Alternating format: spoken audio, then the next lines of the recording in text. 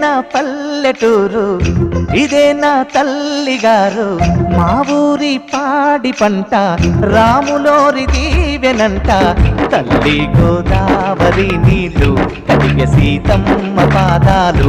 ఊరంతా hi hi hi, మనసంతా hi hi hi.